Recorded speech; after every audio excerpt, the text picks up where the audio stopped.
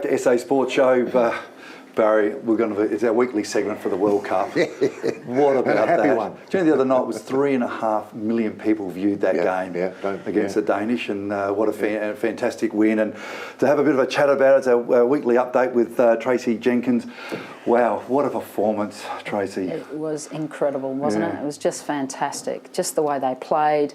I think it was a bit of a shaky start. I don't know whether you agree or not, but certainly towards the end, we just dominated. Expected though, Trace. I mean, that start was expected. The Danish had set a plan. They looked at the Nigerian game, how they pressured us and pressured us. Very hard to do that for 90 minutes. I think that's the thing. If Australia could weather that storm early, which they did, they were good, the Danish, early, no problem at all. Looked very threatening. Yeah, they did. But to Australia's credit, and it's got to be credit, because they wore that, no problem at all, and when we got going, it was never, I don't think it was ever in doubt after we took control of the game. Yeah, and I think it's that individual brilliance that we have in the team. So there's key players in there. You know, Caitlin Ford, she just took it on herself to attack down that line. And just the way they know each other, the understanding in the team. So, you know, you've got that movement through the midfield, and then they just go high and wide, and then the ball's delivered, and then Caitlin Ford just attacking. We talk about that goal. I mean, Fowler, absolutely fantastic. And that kick, I mean, she didn't have to break stride in a sprint. Not even break stride. It was just, as you said, they just know each other. Yeah, they do. They know their strengths, and another fantastic game by Fowler and Ford, and they are household names. And I know we spoke about it beforehand, but 3.5 million people, viewed. That's more than the AFL Grand Final, more than any other State of Origin game played. Yep. Wow, we've become passionate. Yeah, it is, and I think it's 7plus's highest TV audience. So that just speaks for itself, doesn't it? I mean, it speaks for the quality of the football, of the game, how people are actually getting engaged in it.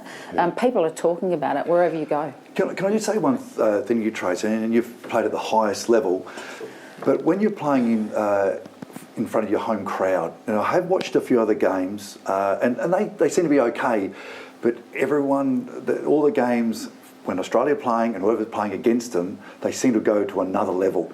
Yeah, and I think you just you get captured, don't you? When you see them go in, and when the national anthem is played. Like, I don't know whether you guys were, I'm sure you were watching it last night, but you could hear the crowd, every single person. You could. And you could see as the camera was going around to each of those players that it was just like amazing for them. Fowler's my new star. Yeah. No, really. Mine's Ford. I mean, Caitlin Ford was unbelievable in front of her home crowd too. She's a Sydney girl. Yeah. Caitlin, I think she's a Sydney girl. Was brilliant, but that ball that Fowler delivered as world class. That was world class. I don't care what men, women. I don't care. That ball was absolutely brilliant. You said it. Hit her at full pace. It had to be spot on. Yeah, and look, she created. Caitlin Ford created that space, and on the other side as well with Russo. So they go nice and wide. Oh, yeah. So really hard for that back four to cover that. That was a great goal as well, by the way. What about that goal? Oh, I know. Same again, but wasn't it a team goal? It was. It was a team goal. That's right. Those goals were team goals, So, it took individual brilliance, but actually, like, the setup was just amazing. And just the setup in defence as well. I mean, they let Canada have possession. They sat in their half, and just followed the ball nice and tight, well formed. And then, bang, counter-attack, and we were in. And Canada just fell apart at the end. Denmark had no chance at all today. They were when they went into attack, it was just like a wall there. It was like a brick wall. Obviously, great strategy, great coaching, fantastic coaching. And then on the rebound, of course, we've got the leg speed down both wings. So, that's right. It's hard to defend, and through the middle. So it essentially played through the middle, drew everyone in, and then bang out. Really, really difficult to defend. Did Sam Kerr get on by any chance? Yeah. Well, I think she did. The grandstand at least stayed up, which I was very surprised with. Yeah. Wow. That was unbelievable. Talk about, Karen Perkins, maybe 1500. It might have been, but I think her name's as big as name in sporting history. She's massive, mate. Yeah, wow. She's massive. When she came on, just a smile on her face to be there, you know. We had a bit of a scare, didn't we? Like I think it was about 3 minutes. I was saying she might have done her groin, Yeah. touch wood, but she was fantastic. But that's 10 minutes or 15 minutes for her. That is so important. That is just unbelievably important. Whether she starts again in the next game, I don't know whether she'll start, but it's probably, boy, the luxury of having her sitting there. She looked good because too. when she came on, she looked good. She was Leg getting off speed, her her players. body, She was her getting off her balance. players, Exactly and she was right, coming she in was. between those lines, and she was a good target. And you know, so she's only going to get better, which is exciting. Who goes though? Who goes for that? You know, like Emily Van Egmond. Who knows? Well, someone's got to come out if she comes in. So, but they've got the depth. So okay. So where we go now? France or Morocco? Well, we'll see tonight. I'm going to Cooper's tonight, so who knows? It's the World Cup. Look at all the teams that are out now. Yes. Like surprise exits, USA. You know, really, really interesting. So tonight anything could happen. I was going to ask you, Trace, about the USA. USA, and I haven't been following them all that closely, but they're the world champs. They won the last couple. Didn't they win the last couple? It wouldn't sing their own national anthem. Is there something going on that we're a bit unsure of? Because I followed it up after that, and they don't seem to be very popular at home. No, they because don't. if you're going to be patriotic, I think the United States is probably the most patriotic place you'll ever find. And for them to not sing their national anthem, I thought, what's going on there? That seemed very weird to me. Yeah, I think politics and sport need to be separate, and sometimes they're not. At the end of the day, you know, the game itself, they were unlucky. The keeper, they dominated that game. They dominated that game. At the end, it came down to penalties, some big misses there from big players.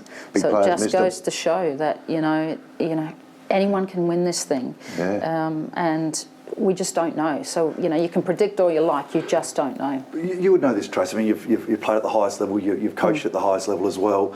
It was interesting to hear the captain of the American side say, you know, she's been in 4 World Cups, and the development, from over the 4 championships has just been astronomical.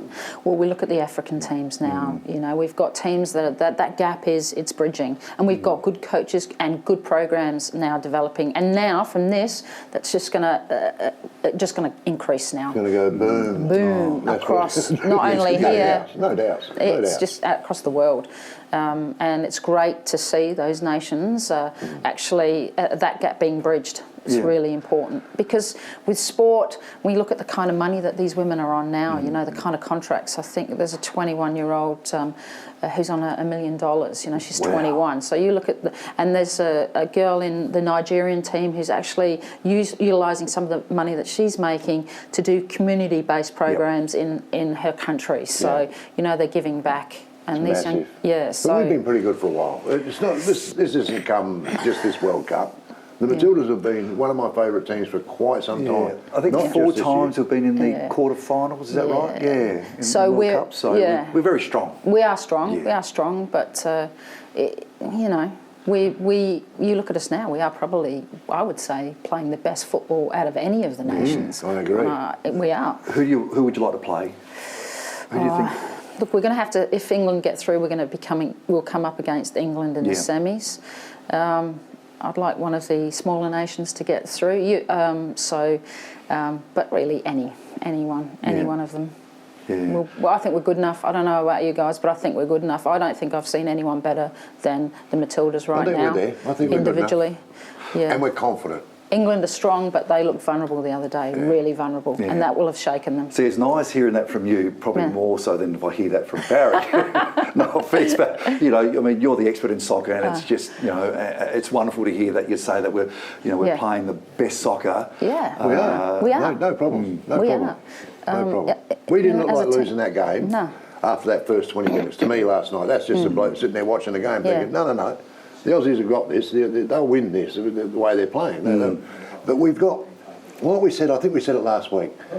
It's all terrific with Sam Kerr coming on with 10 minutes to go and the crowd going bonkers and all that. But gee, credit to the guys that are on the park. Oh wow! Yeah. Because you know the Caitlin Fords and the Fowlers and something's going to happen when the ball's around them. That's what I get excited about. You think, well, here we go.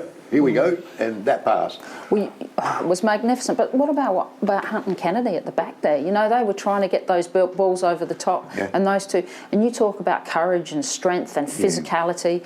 You know, they were being physical on us, and we were just pushing them as much as they were pushing us. She looks very strong, and she's obviously very mature, and you can sort of see, you know, she was had this real strength about her, for not just how she was attacking the ball, but for her teammates around her as well, especially some of the young ones. She's obviously so important in that team. Yeah, and I think, look at the brilliant. And we talk about what it's going to take to get to the World Cup. Not only athletic ability, but technical ability, and we've got that. We've got that in spades. Next Saturday night, eh? Oh, yeah. Well, Tracey, thank you so much for coming in and give us a bit of an idea on, you know, the next step. And I think it looks, you know, so positive. You know, we're just playing such great footy, and hearing that from you rather than Barry, I'm just really excited. So thanks again for coming in. Thank you for being invested in it. Thank you very much for that. We absolutely love it. Good on you. We'll be back after the break.